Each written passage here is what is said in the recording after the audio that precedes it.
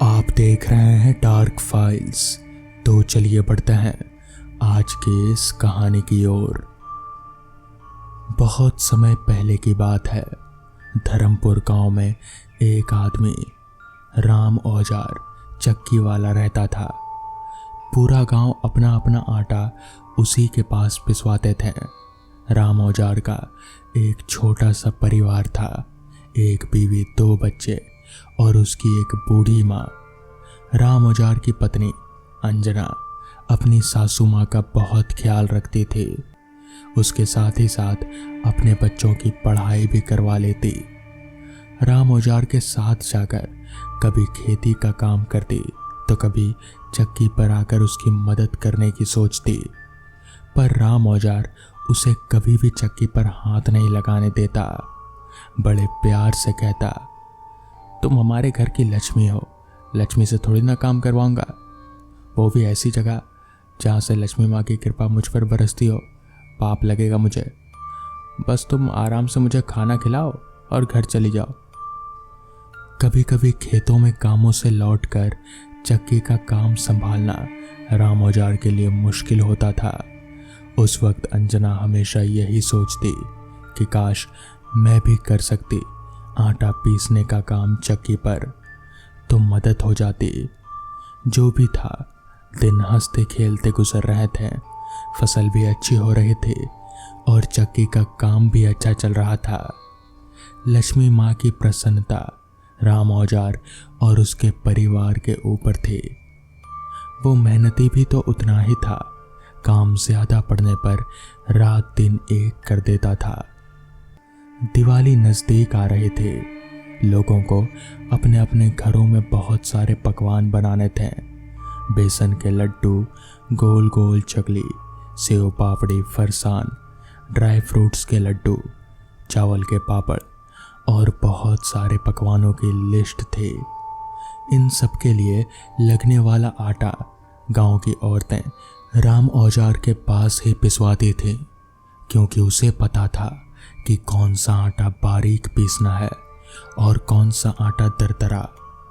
राम औजार अपनी पूरी लगन से काम करता। काम बढ़ जाने की वजह से वो दिन रात काम कर रहा था।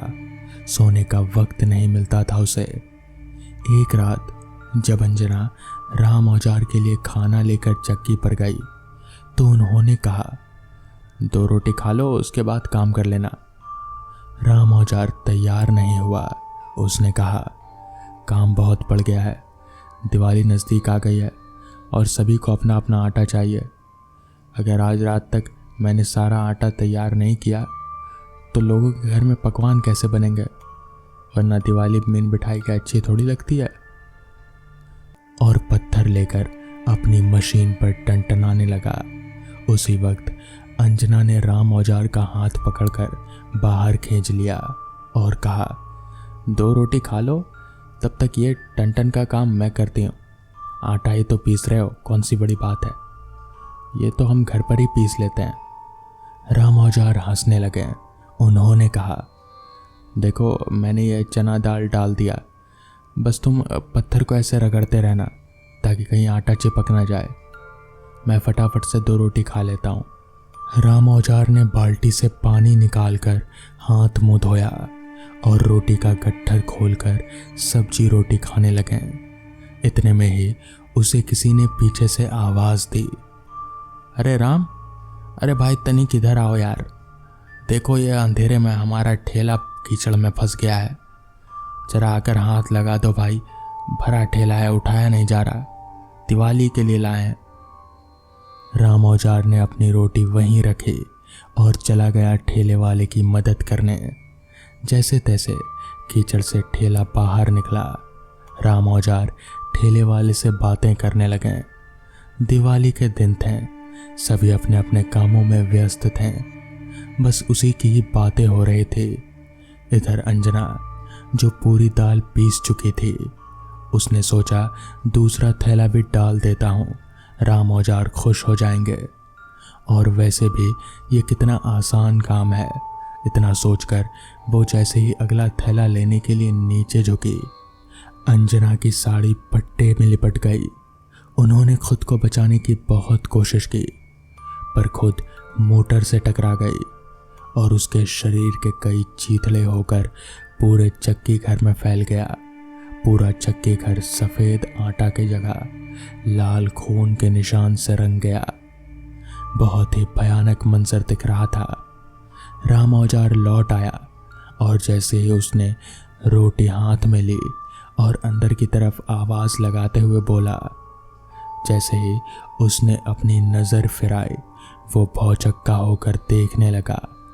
जोर जोर से छाती पीट पीट कर रोने लगा।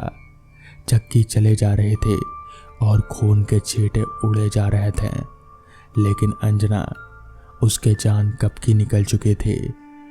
आज अंजना को मरे हुए 7 साल हो गए हैं, पर आज भी जब दिवाली के 3 दिन पहले जब राम औजार खाना खाने बैठता है तो बंद चक्की भी अपने आप चलने लगती है और अपने आप उसमें आटा निकलने लगता है और अचानक से चारों ओर एक चीख गूंजती है और पूरा चक्की घर लहूलुहान हो जाता है।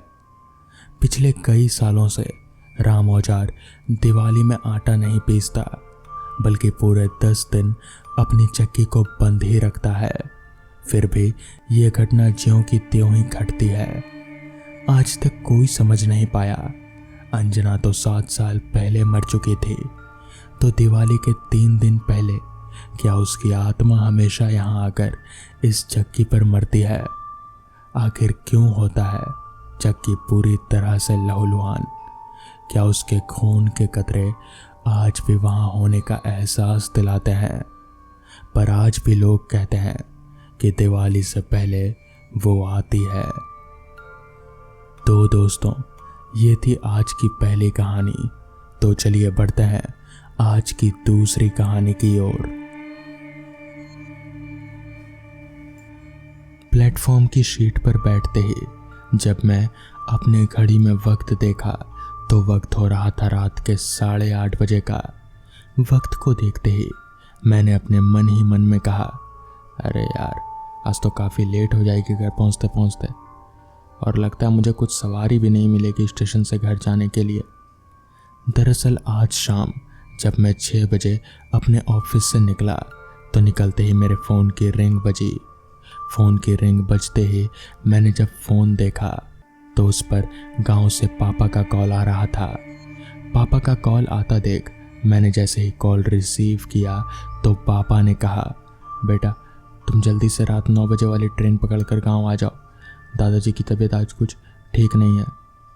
पापा की ये बात सुनते ही मैं फटाफट अपने घर गया और 1-2 सामान पैक करके भागता हुआ प्लेटफॉर्म आ गया और यहाँ बैठकर 9 बजे वाली ट्रेन का इंतज़ार कर रहा हूँ।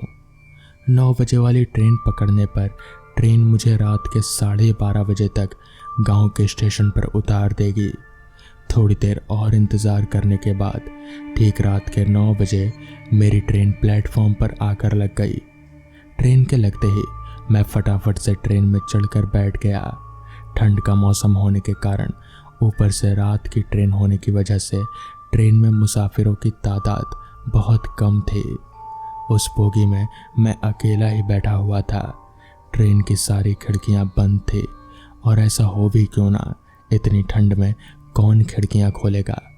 मेरे बैठने के 5-7 मिनट बाद ट्रेन खुल गई। ट्रेन के खुलते ही ट्रेन ने रफ्तार पकड़ ली और उस रफ्तार से ट्रेन में बैठा हुआ मैं भी आगे बढ़ने लगा। धीरे धीरे रात काफ़ी होती जा रही थी, जिस कारण आसमान और बाहर का माहौल और भी ज़्यादा सुनसान होता जा रहा था। करीब 1.5 घंटा ट्रेन चलने के बाद मेरी बोगी में एक भी मुसाफिर नहीं चढ़ा। और ऐसा हो भी क्यों ना, ट्रेन जिस जिस स्टेशन पर रुकी थी उस स्टेशन पर भी एक भी मुसाफिर नहीं था।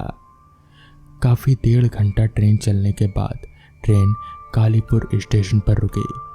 ट्रेन के कालीपुर स्टेशन पर रुकते ही अचानक मेरी बोगी की लाइट एकदम से बंद हो गई। एकदम से लाइट बंद होते ही मैं काफ़ी चौंक सा गया कि अचानक ट्रेन को क्या हुआ। क्या लाइट के बंद होते ही एक आदमी मेरी बोगी में दाखिल हुआ, मगर मेरी बोगी के अंदर और ट्रेन के बाहर स्टेशन में इतना अंधेरा था कि मैं उस आदमी को ठीक से देख भी नहीं पा रहा था। मगर हल्की रोशनी में मैं जितना उस आदमी को देख रहा था, वो आदमी एक बड़ा सा कंबल ओढ़े हुए खड़ा था। मगर इतना अंधेरा था कि मैं उस आदमी का चेहरा भी नहीं देख पा रहा था। खैर चलकर वो आदमी ठीक मेरी पीछे वाली सीट पर आकर बैठ गया और उसके बैठते ही ट्रेन वापस से आगे बढ़ने लगी। मगर अब एक अंतर ये था कि अब मेरी बोगी की लाइट नहीं जल रही थी। खैर मैं सब बातों को नज़रअंदाज करके बस स्टेशन से गांव घर कैसे जाऊंगा यही सोच रहा था कि तभी पीछे से आवाज़ आई, भाई साहब आप हेमगांव उतरेंगे ना। यह आवाज़ सुनते ही मैं झट से पीछे मुड़ गया और अपने मन ही मन में सोचते हुए किसी आदमी को कैसे पता चला कि मैं किस गांव में उतरूंगा, और उस आदमी से पूछा, हाँ मैं तो हेमगांव उतरूंगा, मगर आप कौन हैं और आपको कैसे पता चला कि मैं हेमगांव उतरूंगा। इस पर उस आदमी ने जवाब दिया, मुझे सब कुछ पता है और आप मुझे नहीं जानते। उस आदमी के इतना बोलते ही ट्रेन रुकी। ट्रेन के रुकते ही मैं जब ट्रेन से बाहर देखा तो एक बाहर स्टेशन था जिसके बोर्ड पर लिखा था हेमगढ़। उस बोर्ड को देखकर मैं काफ़ी चौंक गया, क्योंकि शहर से गांव आने में मुझे 3 घंटे का समय लगता, मगर आज मैं कैसे 2 घंटे में ही पहुंच गया। मुझे कुछ समझ में नहीं आ रहा था कि यह हुआ तो हुआ कैसे। खैर जो भी हो, गांव का स्टेशन आते ही मैं सामान लेकर ट्रेन से बाहर निकलने के लिए उठा। तो उठते ही मैंने जब पीछे देखा तो मैं और भी ज़्यादा चौंक गया, क्योंकि अब मेरे पीछे कोई नहीं था। तो इतनी जल्दी जल्दी वो आदमी गया तो गया कहाँ। अभी मैं उस आदमी को मुझसे बातें करते हुए सुन रहा था। खैर ट्रेन के खुलते ही मैं पहले से सारा सामान लेकर ट्रेन के बाहर निकला और प्लेटफॉर्म की बेंच पर सारा सामान रखकर ये सोचने लगा कि अब करूं तो करूं क्या, क्योंकि पूरे स्टेशन पर मेरे अलावा मुझे और कोई भी दिखाई नहीं पड़ रहा था। और ऐसा हो भी क्यों ना, इतनी ठंड में इतनी रात को कौन बाहर निकलेगा। खैर गांव का स्टेशन होने के कारण स्टेशन पर भी एक लाइट नहीं जल रही थी। ऊपर से कोहरा इतना ज़्यादा था कि चांद की हल्की रोशनी में भी साफ साफ कुछ दिखाई नहीं पड़ रहा था। ऊपर से चारों तरफ इतना सन्नाटा छाया हुआ था कि ट्रेन के काफ़ी दूर चलने के बाद भी ट्रेन की आवाज़ मुझे साफ साफ सुनाई पड़ रही थी। खैर स्टेशन पर खड़े खड़े टाइम वेस्ट ना करके मैं सारा सामान लेकर चलते हुए स्टेशन से बाहर निकला। अच्छी बात तो ये थी कि मैं अपने साथ एक टॉर्च लेकर आया था, जो घने अंधेरे में मुझे आगे का रास्ता दिखाने का काम कर रहे थे। मगर कोहरा इतना ज़्यादा फैला हुआ था कि मेरी टॉर्च की लाइट कोहरे पर पड़ते ही चारों तरफ बर्फ़ की तरह समान कोहरा दिखाई पड़ रहा था।